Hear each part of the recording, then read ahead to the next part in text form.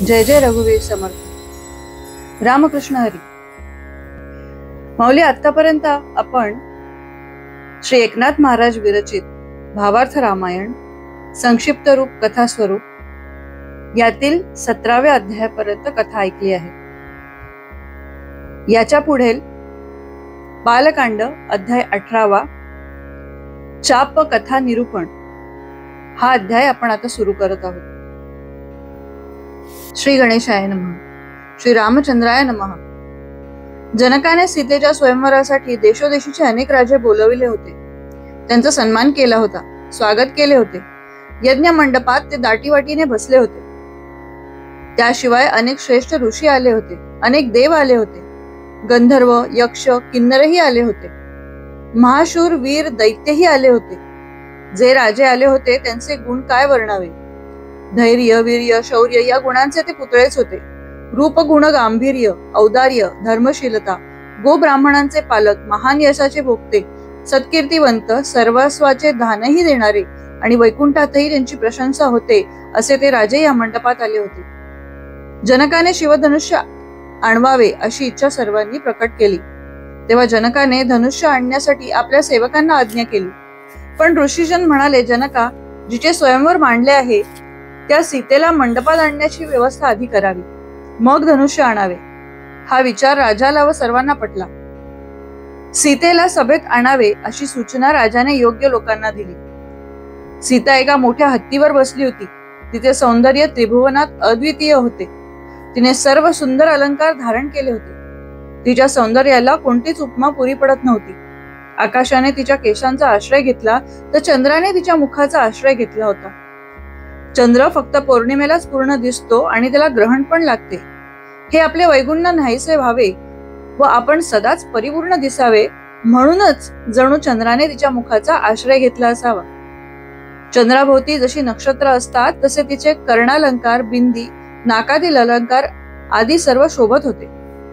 तिचे नितळ कपाळ सर्वांचे लक्ष वेधून घेत होते. तिने भाळी कस्तुरीचा टिळा व कुंकुम लावले होते. भांगात सेंदूर रेखला होता. जणू मूळ मायेची तेथे पूजाच केली होती. तिच्या दोन्ही हासळ्या मोत्यांनी चमकत होत्या. केसांवर मोत्यांची जाळी बसवली होती. ती तर चांदण्यांसारखी शोभिवंत दिसत होती. हत्तीवरून उतरून ती सभा मंडपाच्या महाद्वारातून सखी जनांबरोबर आत प्रविष्ट झाली. मंद पावले टाकीत ती आपल्या नियोजित आसनावर बसली. सर्वांची दृष्टी तिच्याकडे लागली.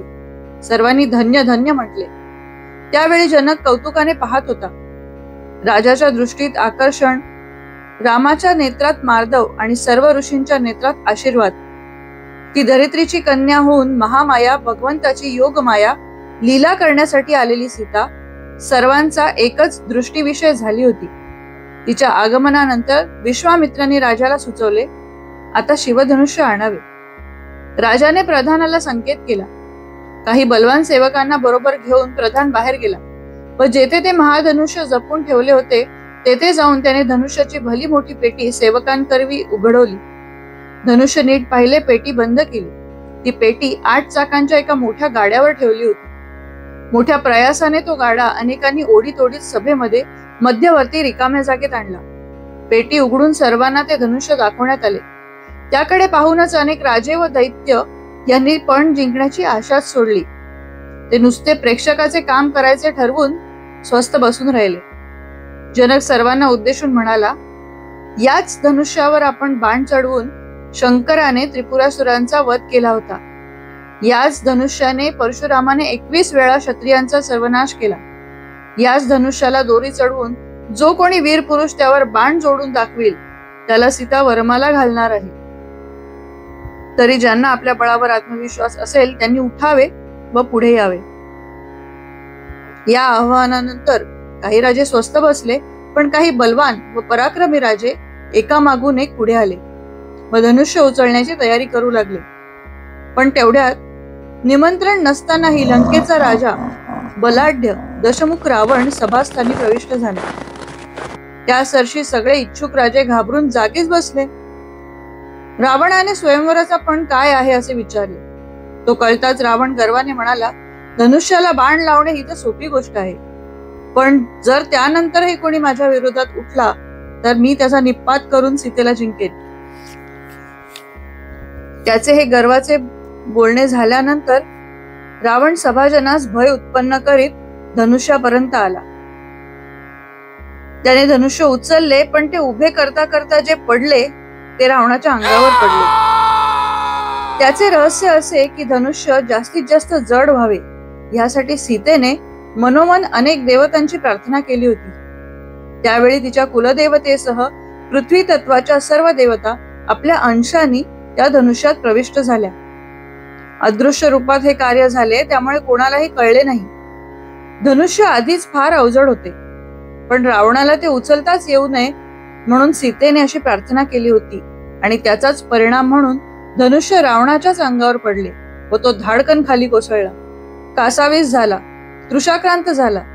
त्याची दया येऊन जनकाचे अनेक सेवकांकडून धनुष्य बाजूला ओढले.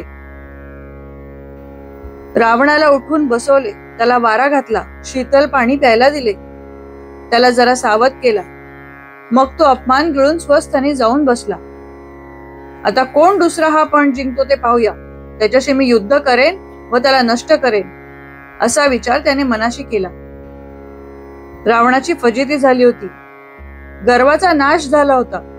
ते पाहून आशा धरून आलेले कितीतरी राजे निराश झाले. सभेत सर्वत्र शांतता पसरली. रावणाकडे पाहून राजे एकमेकांकडे पाहत बसले.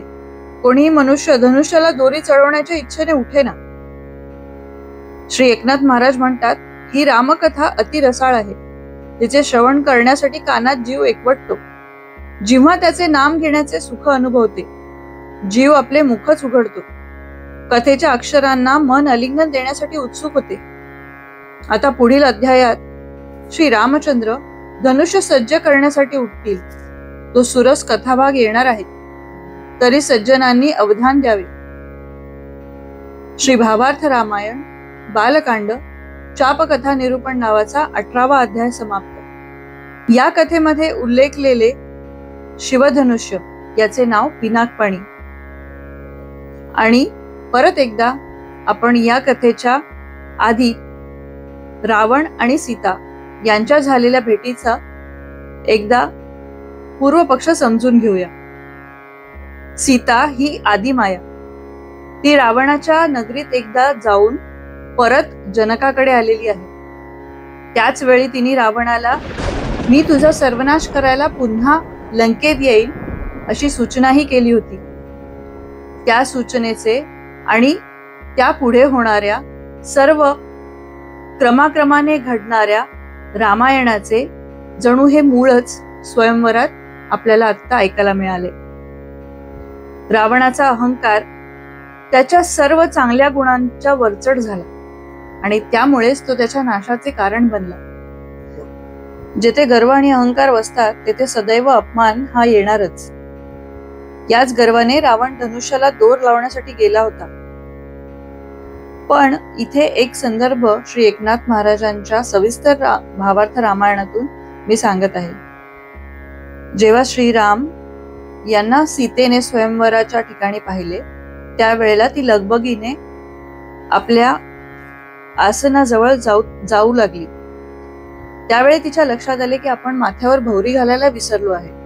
मायेने त्यावेळेला तिने आपल्या हाताने एक चक्री भौरी बनवून माथ्यावरती स्थानापन्न केली आणि त्याच भ्रमाच्या भौरीमध्ये रावण सुद्धा अडकला आणि त्याच्या कर्मबंधनामुळे आणि प्रारब्धाच्या भोगामुळे शिवधनुष्य त्याच्या माथ्याच्या ठिकाणी आणखीन जड झाले आणि पालथे झालेले हे शिवधनुष्य असे पडले होते. याचे एकनाथ महाराजांचं वर्णन फारच सुंदर आहे.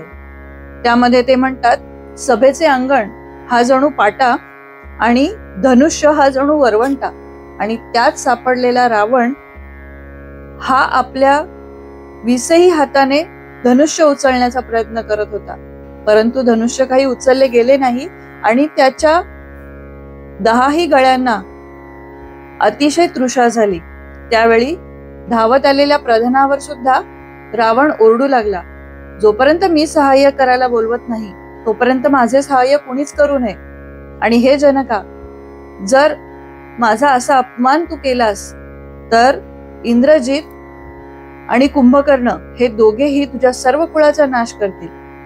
त्यामुळे जनकाने सेवकांकरवी 500 पेक्षा जास्त लोकांच्या मदतीने पुन्हा ते शिवधनुष्य उचलून जागेवर ठेवले. हे छोटे छोटे संदर्भ कथेमध्ये खूप छान रस भरतात. श्री रामचंद्रार्पणमस्तु. श्री एकनाथ महाराजार्पणमस्तु.